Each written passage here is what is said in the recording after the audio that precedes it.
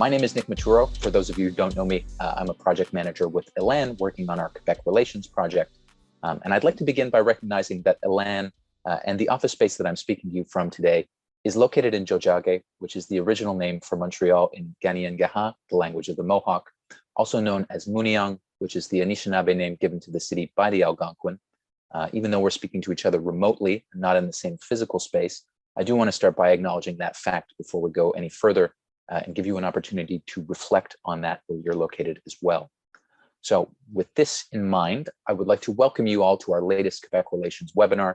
For those of you who aren't familiar with it, Quebec Relations, or QR for short, is an Elan project that's first and foremost about helping artists and arts organizations access funding and other key resources offered by the provincial government.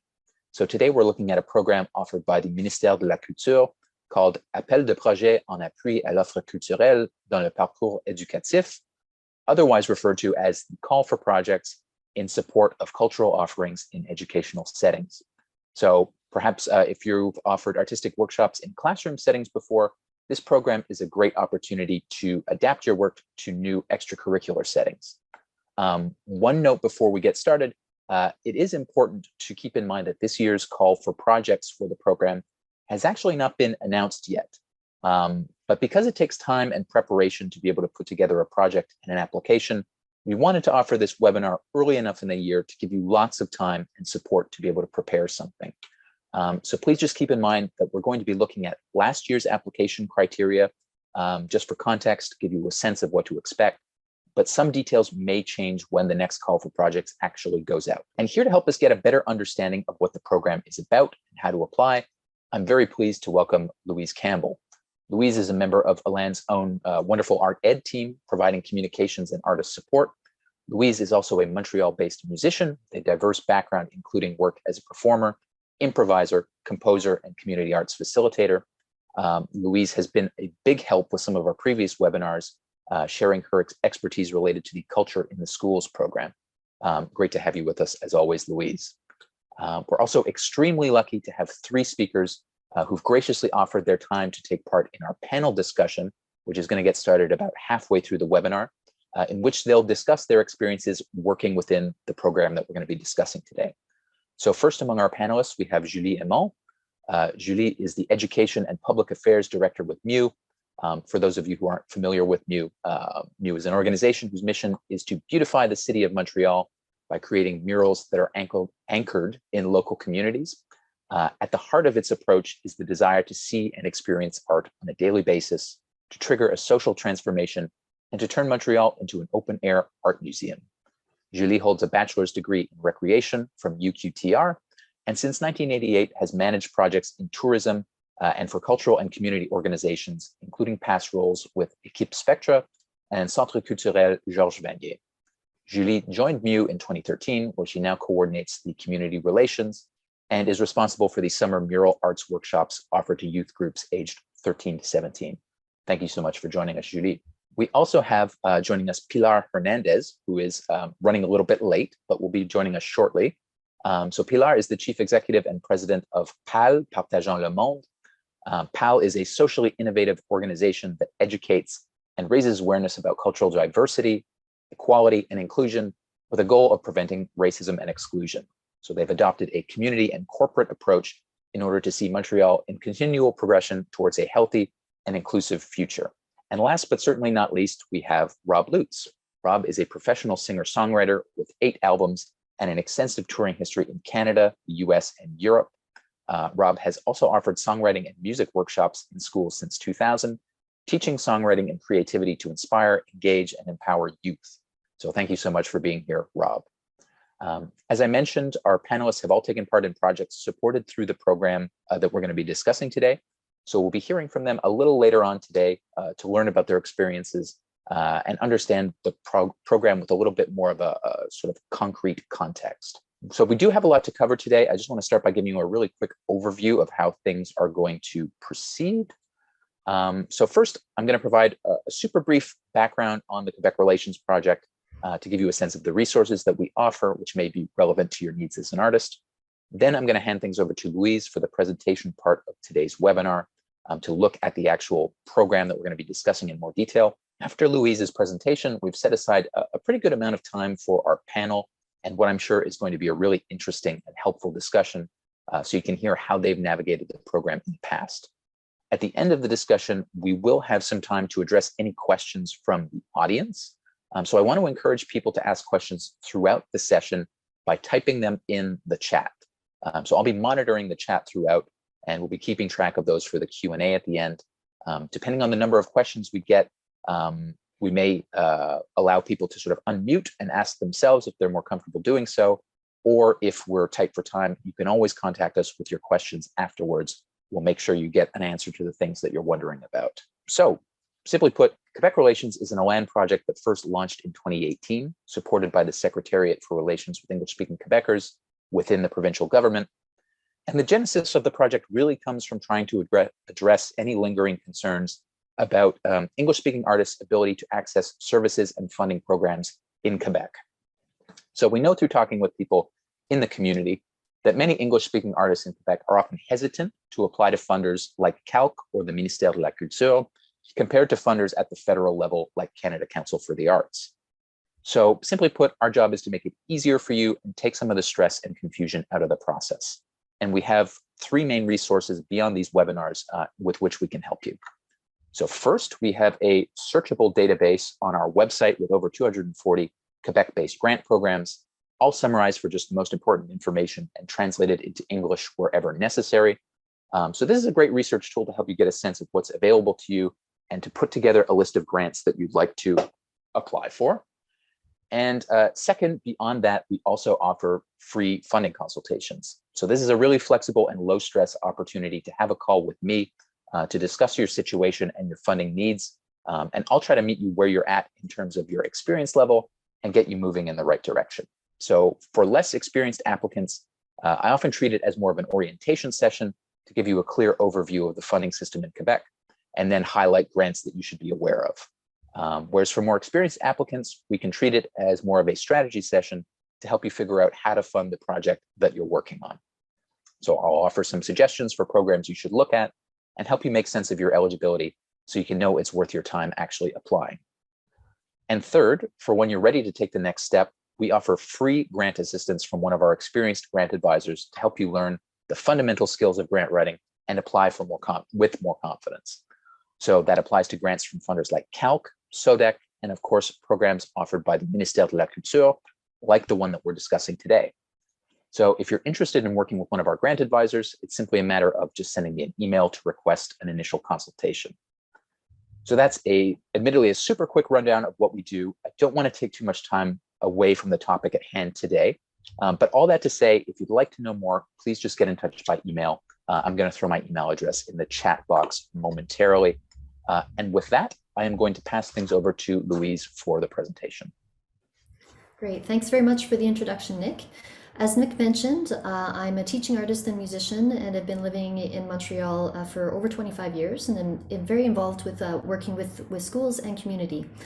I've worked an enormous amount with culture in schools and also been very involved with the ELAN Art Ed team. And it's been really interesting to kind of dig my fingers into this cultural offerings in educational settings, which I think is a really fantastic possibility for someone. And if it's a good fit for you, then hopefully this webinar will give you the tools in order to be able to access it. So I'd like to start off by just clearing up a few misconceptions. The cultural offerings in educational settings is funded by Quebec's Ministry of Culture, not Culture in Schools, or the Ministry of Education. Many people confuse that, and that I think can muddy the waters in terms of preparing a good application. So just to be very clear, it is funded by Quebec's Ministry of Culture, and we'll get into how it interfaces with Culture in Schools a little bit later.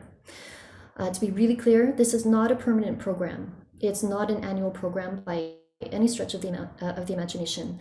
The funds are announced annually when they're confirmed. This usually happens 4 to 6 weeks before the deadline. It's a very, very short lead time, especially for a program that is as substantial as this one is. So that's why we're doing the webinar, as Nick said, to give you the tools, hopefully, to be able to better meet this deadline. In the past, deadlines have been at the end of September. Can we go on to the next slide, Nick? The objectives of the program are to offer children and youth cultural experiences over the course of their education and to increase and diversify their cultural activities outside of class time. Another two very important objectives include to support artists and organizations offering activities to children and youth, as well as to promote collaboration between educational institutions and cultural organizations. This next point is where some of the confusion comes about how it interfaces with culture in schools, because eligible applicants do need to be part of the culture in schools repertoire. So if you're an independent professional artist, you are eligible if you're in the repertoire. If you're not, then you may need to work a little bit in terms of getting into the repertoire, and also perhaps by interfacing with an arts organization. Arts organizations with a minimum of 2 years experience working with children and youth are also eligible. If they're within the culture in schools repertoire, then it's easy. They're eligible. If they're not, then the organization can provide 2 letters attesting to their experience working with youth. So if you as a professional artist are not yet on the culture in schools repertoire, you could approach an artist organization that already works with children and youth and apply with and through them. Can we move on to the next slide? The projects are aimed to support children and youth who are in the CPE, the Centre de la Petite Enfance, or private daycares, preschool, primary schools, secondary schools, and CEGEPs. And we'll see that this clientele, the children and youth, are mirrored in the people and organizations that you can partner with. It's meant to fund extracurricular activities or daycare activities, with the exception of those activities that occur during PED days, because those PED days are funded by the schools. You can partner with CPE in-home daycares. I've included the French phraseology so that you can be very specific about which daycares are eligible. Publicly funded daycare, private and public schools in both the English and the French systems, and CEGEPs. So you can see it's really over the entire course of the educational institution, somebody's educational experience from very young age to adult education. The content is intended to have educational links, although the activities do not need to be specifically structured around the objectives outlined in the Quebec Educational Program, or the QEP. Projects that are ineligible include those that receive funding from the Ministry of Culture and Communications, the Ministry of Education, the Ministry of Higher Education, and the Conseil des Arts et des Lettres du Québec. Also ineligible are cultural activities occurring outside of educational institutions. It's also important to note that ineligible projects include those that solely create and produce pedagogical materials, as well as those projects that don't involve the participation of students or direct interaction with the artists. So if we read between the lines, eligibility means making sure that you have the students who are directly involved in creative work and interacting with you directly as well. Next slide, please. The application process is significant and requires quite a lot of discussion and agreement between the artist and the partner organizations. So as mentioned before, the lead time is very short, only 4 to 6 weeks before the deadline.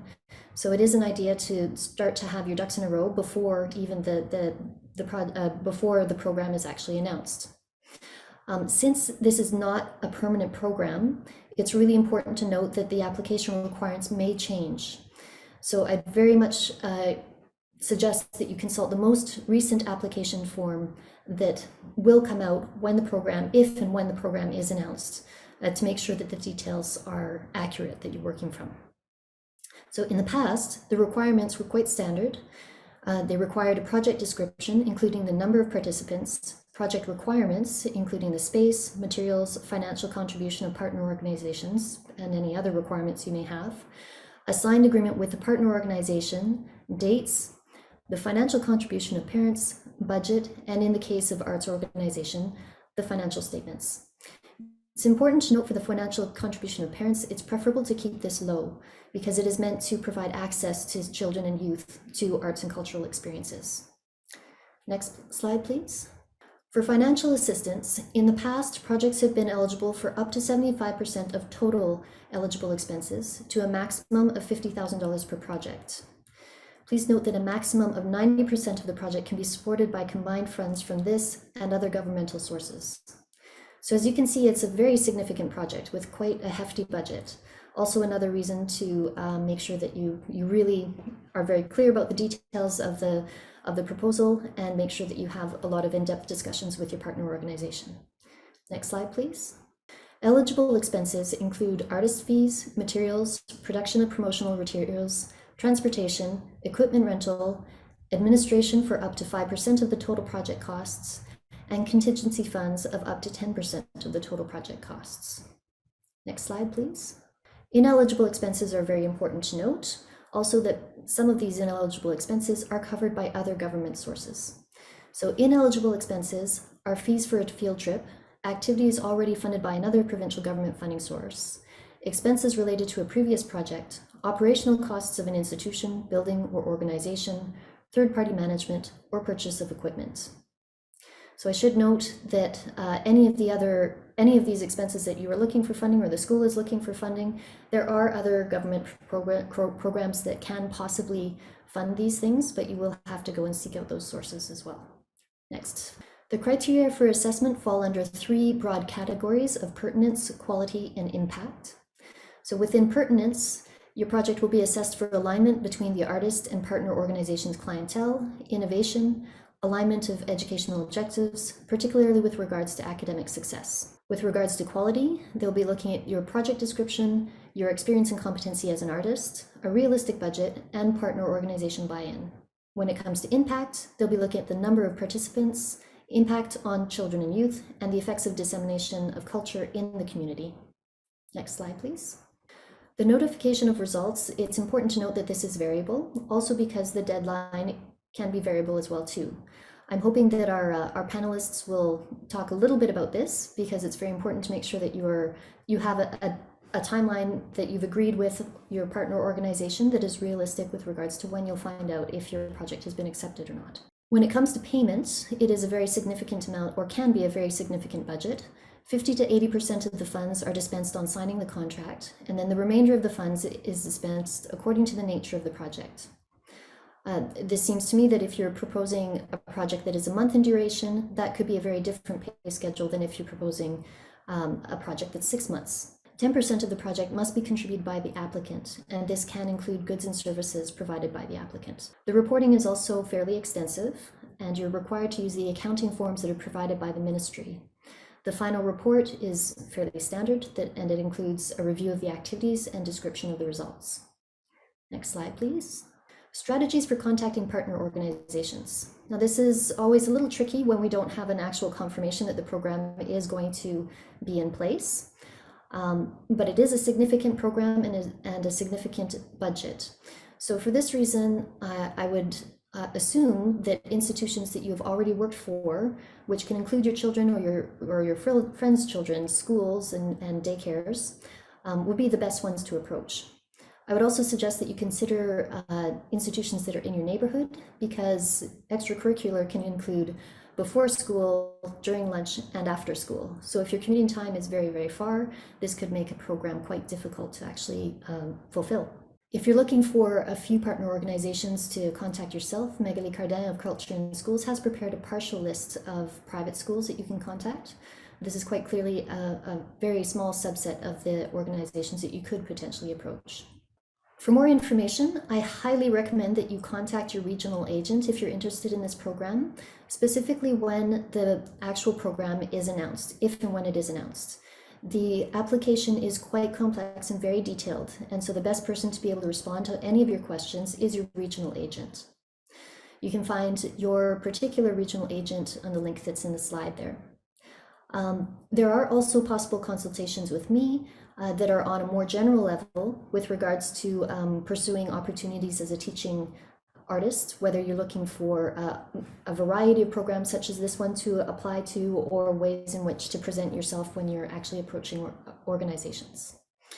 And you can email Nick at the email address that's on the screen.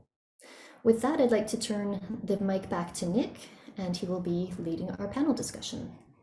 Thank you very much, Louise. That's a really great and helpful overview of the project. So thank you very much. I'm just going to quickly unshare my screen so we can see everybody's face while we're actually chatting together.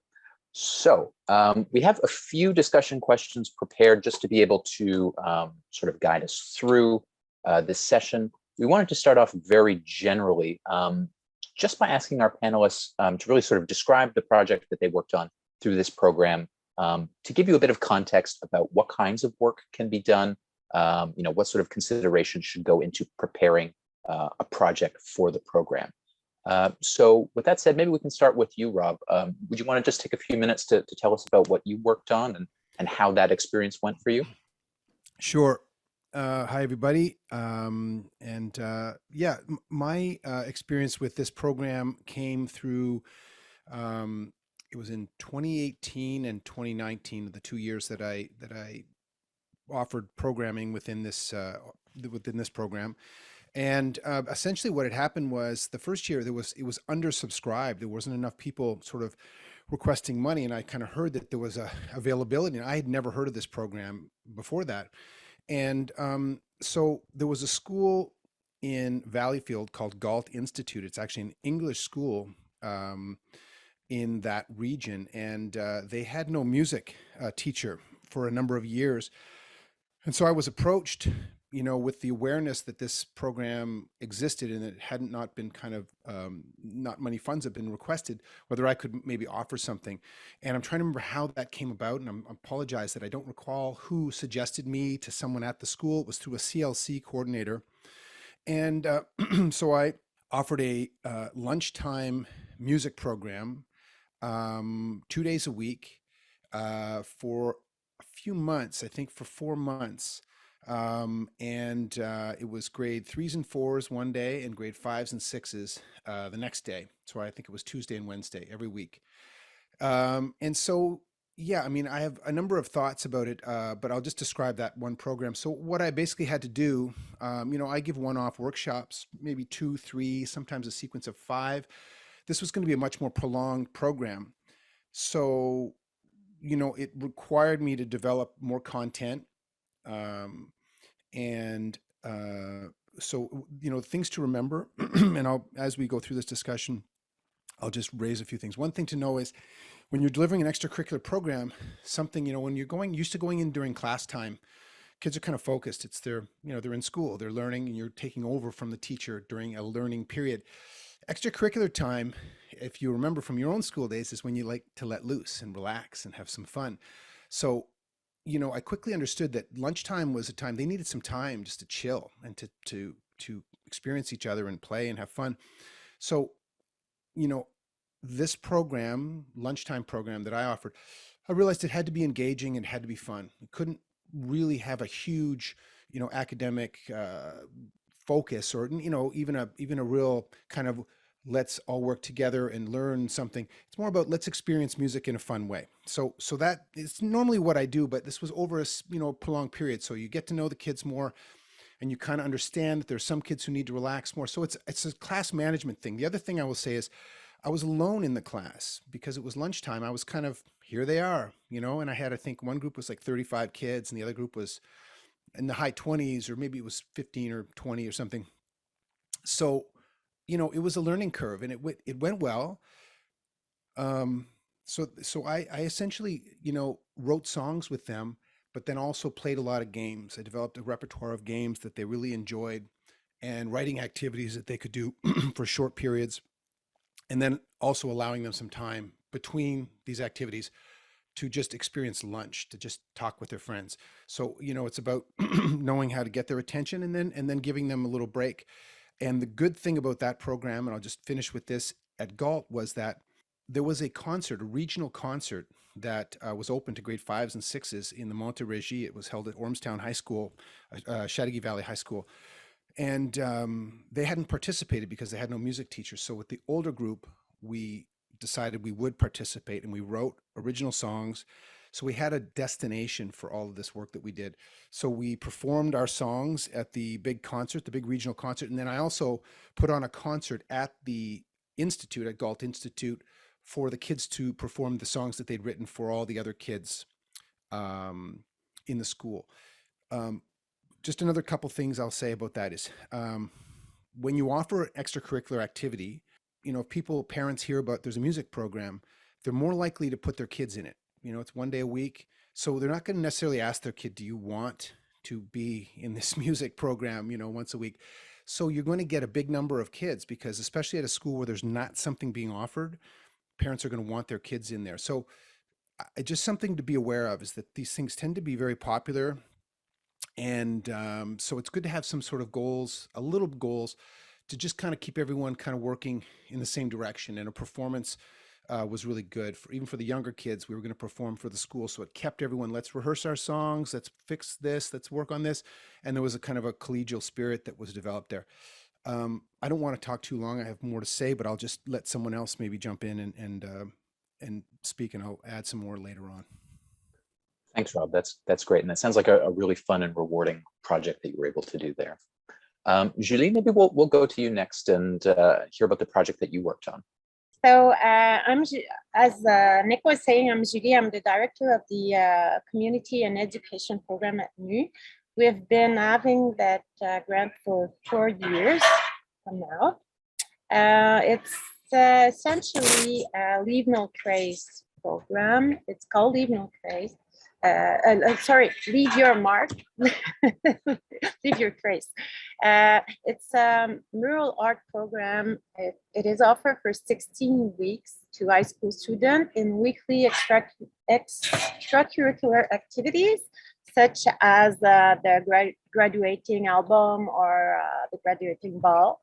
So there are committees, so it's about the same organization. So this program is aimed at marginalized adolescents who are at risk of dropping out of school at the end of high school. It is often students from disadvantaged background, recent immigration, or students affected by other predisposing factors who are offered these workshops due to the choice of targeted school. So what it means, it means that when we select those schools who are going to get the program, we make sure they're a school that would be in needs and that would benefit from this program because it's offered for them free. I'm going to talk about this later with the partnership, but I'll come back to this. So it is conducted in extracurricular activities and offer a series of artistic workshops and inspiring mural tour, in addition to the realization of a large mural. So at the end of the 16 weeks, we do a large mural on the wall, on the school wall. So that is the Leave Your Trace part. But the mural is still a pretext. So what is important for us during all those weeks is to give them many tools to deal with their situation. So I'll explain it later. So are you following? Yeah, it's fine. That's great. Thank you, Julie. Okay, good. What we do is we provide them historical overview over the mural. We supervise artistic experimentation. There is a familiarization with individual and collective ideation and creation processes, and the acquisition of related skills, as I was saying, like communication, critical thinking, listening, teamwork. Those are the important skills that we want them to learn by doing a mural together, as well as an interesting reflection on the social signification of privileged art. Sure, that's what we do.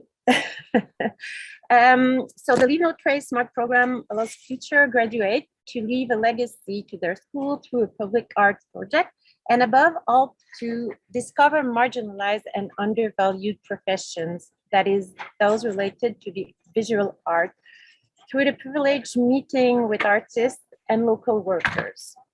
Under the supervision of an artist mediator, because we work with artists that are also mediators. So they also have a degree in education, but are also artists. Those are the people that accompany the youth in school. And it's also important for us that, yes, they learn the artistic process, but they meet with some artists that are that do have jobs in life. So during those 16 weeks, we encourage them to meet some artists by bringing the artists, by showing them videos of the artists and of their path. So where they learn, what they do, their graphist, their architect. So we show them that by having an interest in creativity and artistic, they can do something with that. So we're like a service d'orientation, okay, and we develop with that funding. Also, we develop tools such as a book that is showing those profession with which school you have to go to.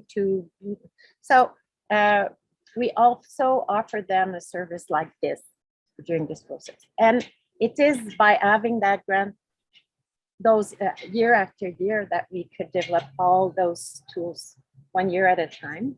So it grows. It's about that. The expected result is school perseverance.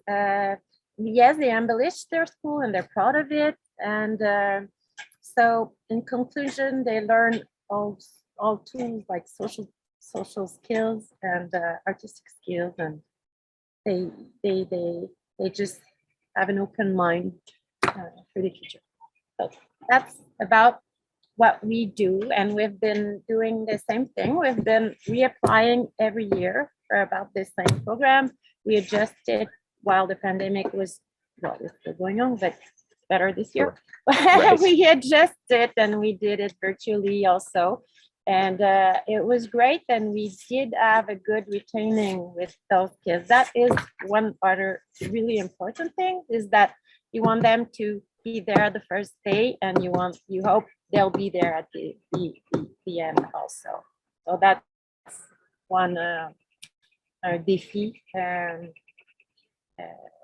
How do you say that? Défi, sorry. A challenge. Yeah, that we have. And what worked well also, it was a question that you asked us, is I think is that there are a lot of different people that comes in. So they're interested. It's really different each week. It's different, and also the virtual passage. It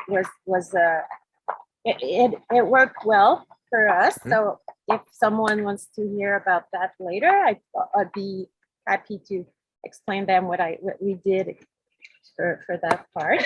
So we got the same funding for the project, even with the virtual part, and we kept the kid doing the project also. So that was, oh, that's great. That's something we're really proud of. Well, for now, maybe I'll let Pilar talk, and I'll come back with other answers. Sure. Thank you so much, Judy. That sounds like a really cool project. Okay. Pilar, yeah, we'll go to you next. Welcome. Great to have you here. If you want to maybe just take a couple of minutes to tell us about the project that you worked on, and sort of a little bit about your experience doing that.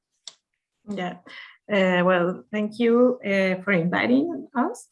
Our project is called Art Partage, and it's the second year that we have the funding, and the objective is to provide art workshops for kids that explore different cultures that live in Montreal through storytelling and visual arts. At the beginning, we thought to do the project with the schools and daycares. We already had a lot of experience conducting workshops for more than almost 7 years. So we wanted to do like a bigger program, because generally we'll go one or at least at most 3 times with our same group. But with this grant, we'll have the opportunity to show more to the kids, and the kids will get more insights about intercultural and cultural competences. So that's what we planned. But with the COVID, it was difficult for the first year. And the ones that were really, really open to have the workshops were the daycares, because they don't have that much offer, they don't have that much money. And there are not a lot of people that want to work with little kids. So we were really, really welcome. And so we for the second year, we decided just to stay with daycares. And so we do like a series of 10 workshops with the 2 or 3 groups per daycare. And also it's practical because we stay in the same, we go once to daycare and we do 3 groups in a row. It's time consuming, but it's like effective. So that's a good thing. What else? We invite other artists or cultural experts to help us build the workshops. So that's another thing that we have been building a better catalog of activities for our organization and building more partners with the daycares and the artists. Sometimes, of course, the space is not the best for the activities. Some daycares are really, really small. So that's a big thing to adapt the activities. Some others, they have a lot of space and you can dance and make the kids move, but others that have a little spaces for the kids. So that has been a thing that we have been working on, adapting the activities. Also, sorry to interrupt. I wanted to ask: is that something that you knew going into that experience, or is that something that you had to really adapt to, like in the process of doing the workshop once you were present there? Yes, we had to really adapt because I started doing some workshops in a daycare, but they had a big space, so it was super fun. We were like making the kids run and jumping obstacles, and after they doing some crafts, so really, really playful time for them. But after we start working with other daycares, they were smaller and they were in houses adapted or in office that were adapted. So that's something that we have to put attention. And the other thing is that we need a lot of help from the teachers to control the group, because and sometimes they are not willing to to take it like relaxing time for them, because there's other adults there. But so that's another thing that sometimes it depends on the teacher. The teacher interested. The kids are deeper in it, but if not, they are this doesn't goes really well. But we have been trying to fix that too with like agreements with the daycare, so they have more engagement with their teachers. Right, and just sort of clarifying the expectations ahead of time, I guess. Yes. Sorry, I there's someone here and I don't hear really well. That's no problem. I was just saying that it's a matter for you then of just being really clear with your expectations with the daycare workers that you're dealing with. Yes, we have to implement these agreements because we see that some people were really, really engaged and helping us, and others were like just chatting between the teachers behind us. So it was like, doesn't work if you are here and chats between. So that, yes, that's a thing that we have to implement. Yes, I think that there's like what didn't work as we thought, but we have been like trying to arrange this. Yeah, I'm sure for any of these workshops, it's if you intend to give them in a sort of a multi-year context, it really is a learning process to be able to adapt what you're doing. And I guess that gets into the second question that I had. And I think everybody sort of touched on it a little bit, but maybe I'll pose it directly to give people an opportunity to reflect. For those of you who've done workshops in sort of classroom settings or perhaps other settings beyond the ones that you're doing these projects in. How did your experience differ from those other experiences? Did you have expectations going in that were ended up being quite different when the workshop actually took place? Yeah, Rob, you had your hand up. Well, yeah, I just wanted to respond and kind of reflect.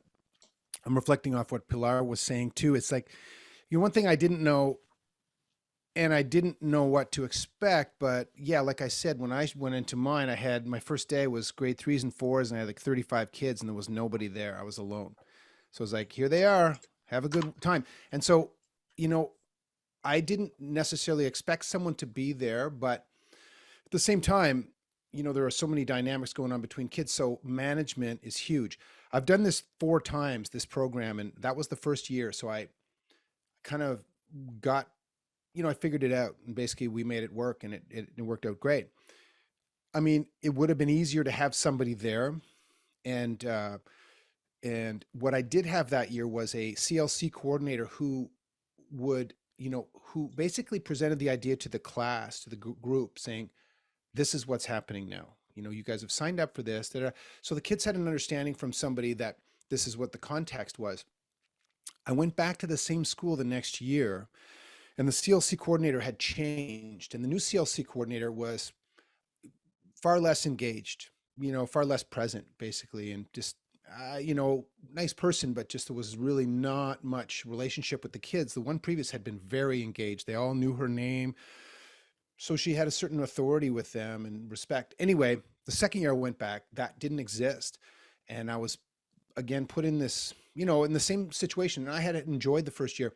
And it's amazing what a difference it made the second year because of that lack of kind of context for the kids to understand. And the other thing I'll say, similar again to Pilar, is like you're doing an extracurricular, locations, you don't always get to choose where you're going to be. And you kind of come, it's like, well, you're going to be in here. And the second year, I had been in a classroom, which sounds like it wouldn't be great, but there's enough space.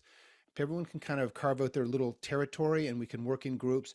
The second year, they put me in the library, which was tiny in this school. And suddenly everyone felt, was a real sense of we're confined. And I had also changed what I was planning to do. I decided I was bringing ukuleles and we'd go to the next level with these kids, because they'd been, really engaged. And that was a lesson too. And the lesson in that one was when it's an elective program like this, which is for free, and parents want their kids to experience music is universally thought of as a very positive thing. When I offered something like ukulele, it was going to require a bit more engagement, a bit more work.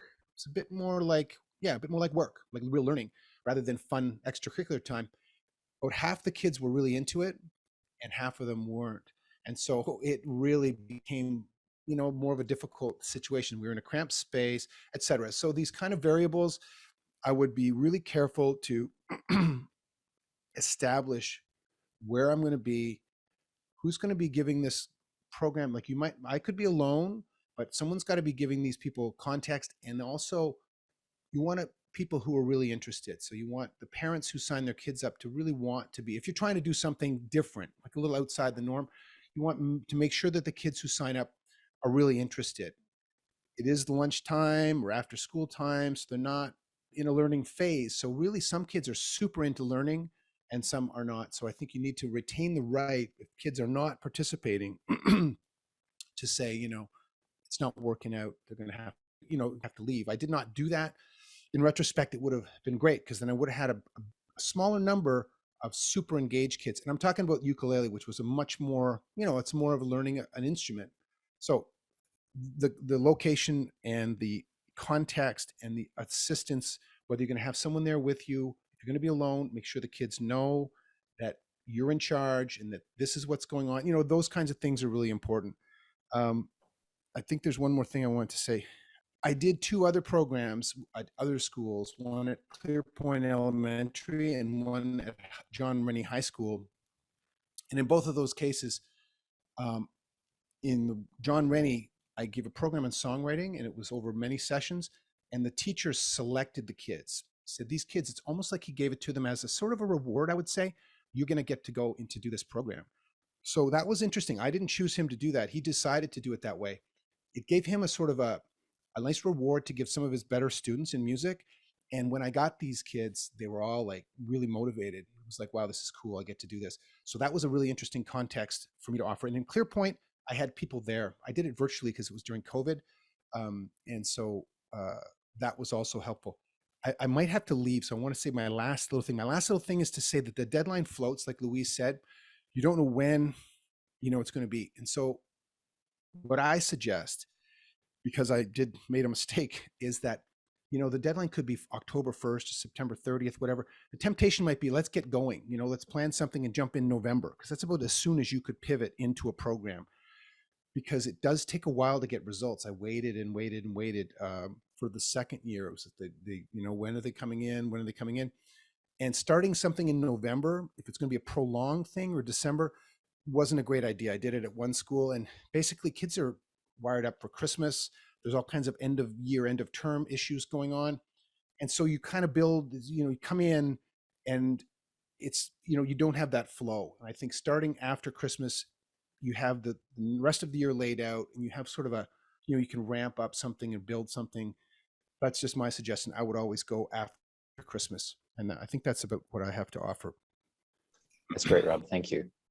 Julie, did you have something you wanted to add? Well, yes, maybe if I can add something that with Rob, is that for sure I would start the project after Christmas, because those last 2 years we got the answer around the 10th of December. So it's really hard to do something before Christmas by not really knowing the answer. It can go as far as mid-December. So that's one thing. And to answer the question you asked is, I would say for us, it's really important that the kids choose the program. It's a committee, it's an engagement, it's for 16 weeks. So it's really important for them to choose it.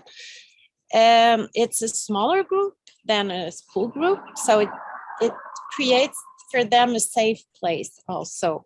It's even better for the educator to have a relationship with the kids, since they're 3 or 4 educators.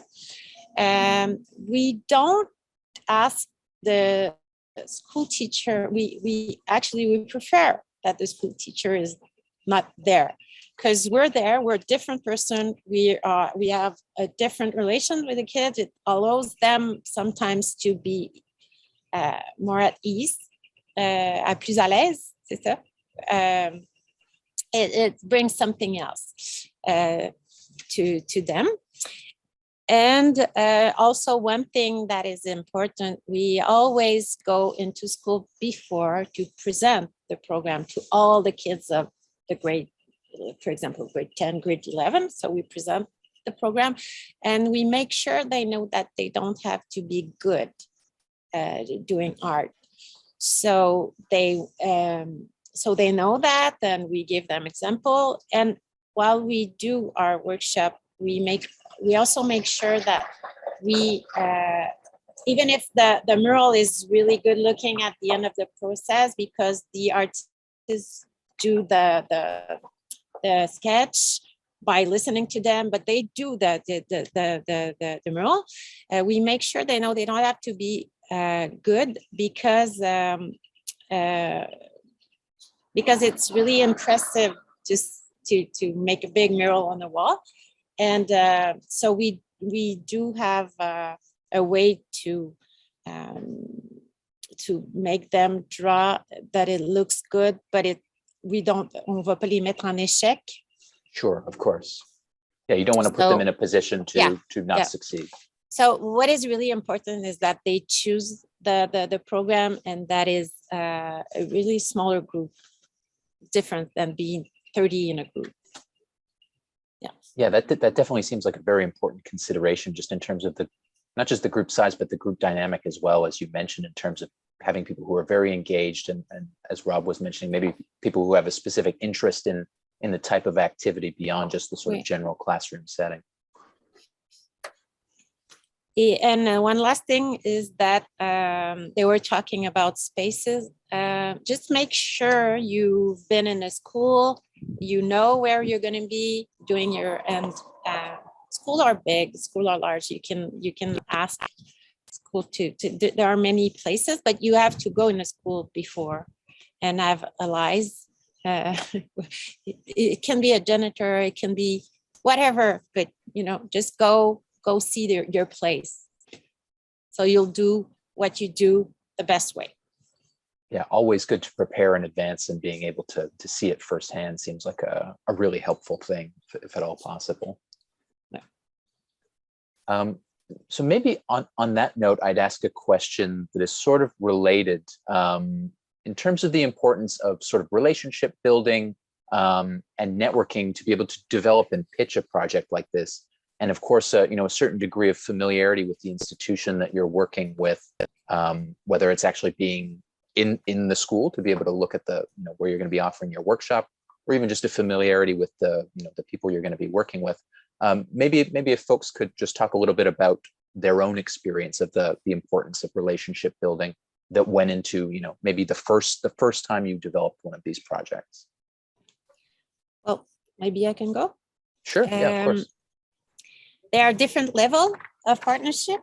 You need to have financial partnership because, as you know, you have to put, I think it's 25%, from another source. So this could be a lot of money for an organization. So just make sure this is solid. This is something also maybe you can make sure you'll have it for a couple of years, so you can you do your project and redo your project and that it grows. So it's great to know that it's a long-term financial relationship. So that's one thing, make sure it's solid. Then you also have to grow a relationship with the school services at a larger scale, like the school board, le centre de service scolaire. Right. Yes. Okay. So you meet with their objective, their pedagogic objective. So it's something really important, and most of the time it's those person that point you the right school to go to, the school in needs. So they really know their school. So it's a good thing to develop a relationship with someone at au centre de service scolaire. And then, for sure, you have to partner with someone in the school to be introduced to the targeted clientele and to be functional also in the school. Right. So, as I was saying, to do what you do the best way in the school. So you cannot pretend you know those kids. They do know those kids, so they can introduce you, and then you can build a relationship, and then people can have confidence on you, so then you can be best at what you do. So those are my advice. Yeah, that makes sense. You want to be put in a position to succeed. Absolutely. Before I offer the opportunity for either Rob or Pilar to weigh in, I wanted to add something to the question that Louise mentioned. Louise was wondering, how far in advance have each of you started discussing with your partner organization before the actual sort of application window opened up, just to give our attendees today a sense of their own timing? I'll jump in because, sorry, is Pilar about to say? Sorry, but I'll be very brief. In the first year, it was very late in the process because it was proposed to me.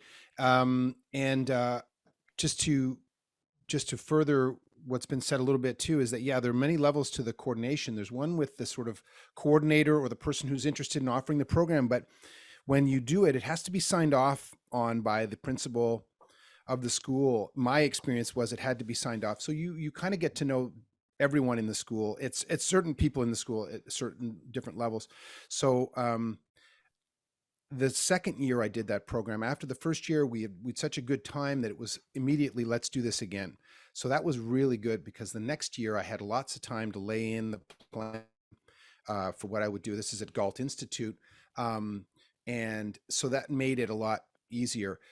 Once I did the program, I understood the complexity of the application process that Louise referred to. It's not a simple application. It's quite, I found it, the budget, it's a bit more complicated than some that you do. So I understood that I had to reach out. So I reached out in the summer to John Rennie and to ClearPoint and kind of said, would you be interested? And the response was yes. And so conceptually everyone understood. And then also what we were going to offer was understood. So then when it came time to do the application, I already kind of knew, the content of what the program was going to be, roughly how long it was going to be. And I'd kind of worked out my costs based on what I'd done the year before at the other school. So that was a big help. So I would say in the summertime, end of year can be a little tricky because teachers are very busy and just wanting to get free. So I sort of waited a bit, and I knew the people. And so I contacted them in, I think, August, and started having the conversation. That's great. Pilar or Julie, does that sort of correspond with your own experience of timing for when you proposed your projects? Yes, for us, we found, we put for the second year, we put an announcement on Facebook, an ad. Mm-hmm. And we were then contacting the daycares on September. It was on September we started, but we already have like the program and what we're going to do. So it was more that if they were going to be able to be our partners. So so you were coming to them with like a pretty already developed kind of pitch at that point. Yes, and they, as I said, they are happy to receive these classes. So it was the second year was easier. The first year we target some daycares that were closer to where we were, but we got good responses too. But it took us more time to get the partners. So with the Google ads or with the Facebook ad worked really well. Okay, interesting. Well, that was going to be my big advice to all of you, actually. For sure, it depends on how many schools you're going to work in, how many place you're going to do your programs. It depends on all of that. But anyway, building relationship, building long-term relationship, confidence relationship with those school boards, with your financial partner, you really have to think about it in advance, think about your objective. So take time to grow these links, to take time to think about it. And it is quite long to write cette demande de subvention. It takes quite a long time, and to do your budget, the most realistic budget you can do. So just don't think you can do it a week in advance. Also, you need to have letter from your partnership. So you really have to take time to do it a long time in advance. So beginning at the end of a school year is a good thing, not in June. They really think about it in May, talk about it, and then they all go in vacation. So finish it in September, but I don't remember the date you have to apply. Can you, Louise, I don't remember. It varies. It's October, I think. It varies. It tends to be at the end of September, beginning of October, but it's different every year. Yeah, but at least think about the summer school time. There is not during the summer, so nobody will answer your email. So right. Yeah. So, be realistic about your timing. Oui, vraiment. Yeah. Yeah. So that's I have a follow-up question to that, considering Julia and Pilar, you're both connected with the organizations. The way that you run your programs, does the organization write the application or do the artists? How does this work for your company, for your organizations? Well, for my part, we're a producer. We do many things. We do des murales de grande envergure. We do a school program, a community program, but we're still a producer. So I do write the grant, and then my artists are part of it. We talk about it, but I'm the one that does it. Yeah, the same for us. Okay, excellent. And just another question: are you both with Culture in Schools, or it sounds like you both have a quite extensive history with working with children and youth? So I imagine finding 2 letters of recommendation was fairly easy for you. Yes, we are. Well, it's easy now because we built partnership. We've been building partnership for a long time. You have to begin someplace. Mhm. So that's my big advice.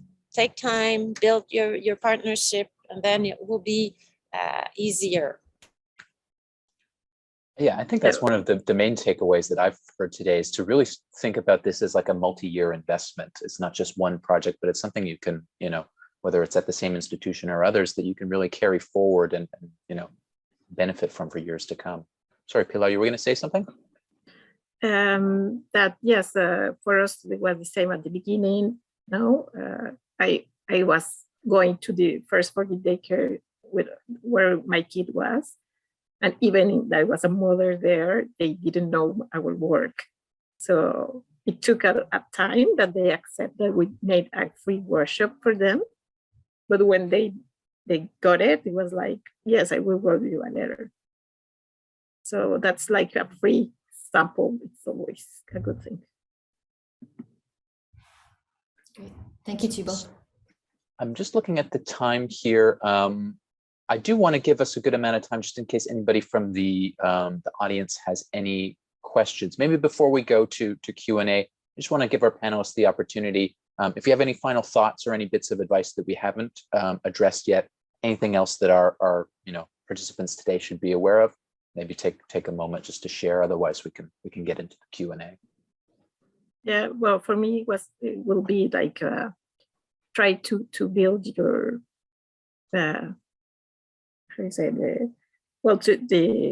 your expertise, like with the kids, because that will do the project very easy. You already know what to expect, and yes, and that will open you doors in other schools, daycares, and also, as you heard, I think each age has their challenges, but also the relations with each organization, institution, school, daycare is different, and they have different times of the year. So choose what age you want to work and adapt all for that.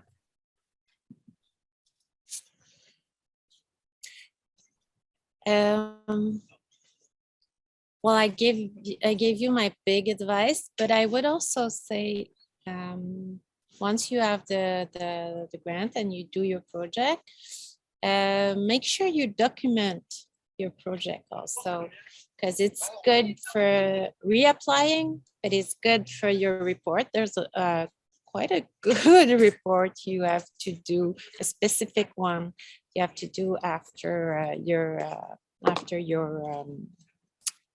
workshops. So be aware and document your program. Great point. Great point. Rob, I know you have to run shortly. Did you have any final thoughts that you wanted to add? Yeah, my final thought would be make sure when you budget this kind of program that's an ongoing program, build in lots of time for planning and knowing that you may have to pivot, you may have to adjust as you go, and it just requires time so that you have lots of content, interesting content. You might get into a group and think you have the whole thing planned out, and you find a group that doesn't, wants to go somewhere different than what you've planned, or has an interest that you'd like to sort of, take advantage of or help them with.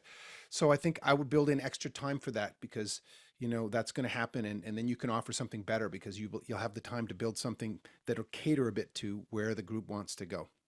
So yeah. Thank you very much, Nick and Louise, and very nice to meet you guys. And we'll hopefully see you very soon. Absolutely. Thank you for being here, Rob. Thank you. So we do have